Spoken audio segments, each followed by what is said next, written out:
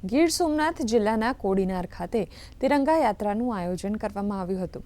તિરંગા યાત્રાનો પ્રારંભ કોડીનારના પણાદરા ગામ સ્થિત શહીદ પ્રતાપસિંહ ઝણકાટના સ્ટેચ્યુને પુષ્પાંજલિ અર્પણ કરીને કરવામાં આવ્યો। કોડીનારના મુખ્ય માર્ગો પરથી પસાર થઈને આ યાત્રા માર્કેટિંગ યાર્ડ ખાતે વિશાળ સભામાં પરિવર્તિત થઈ હતી। તિરંગા યાત્રાના ઉપક્રમે કોડીનાર તાલુકા પંચાયત દ્વારા 21 કરોડ રૂપિયાના વિકાસ કાર્યોનું લોકાર્પણ ગીર સોમનાથ कलेक्टर एनवी उपाध्यायના હસ્તે કરવામાં આવ્યું હતું।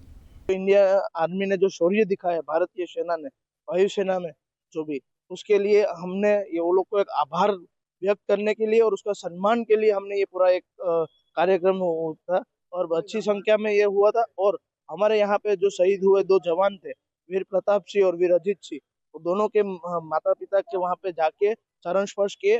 જે આપણે લોહીની તપાસ કરતા હોય જેના માટે સેલ કાઉન્ટર રિએજન્ટ જે કેમિકલ જોઈએ આ પ્રકારના જે છે તે ઉપરાંત પાણીની પીવાની સુવિધા મળી રહે લોકોને એટલા માટે આ આરોગ્ય કેન્દ્ર ઉપર આરઓ કમ વોટર કુલર આ પ્રકારની ખૂબ જ પાયાના કામોનું આજે લોકાર્પણ કરવામાં આવ્યું છે અને મને ચોક્કસ ખાતરી છે કે આનાથી આ લોકોના આ વિસ્તારના લોકોની સુવિધામાં ખૂબ જ વધારો થશે।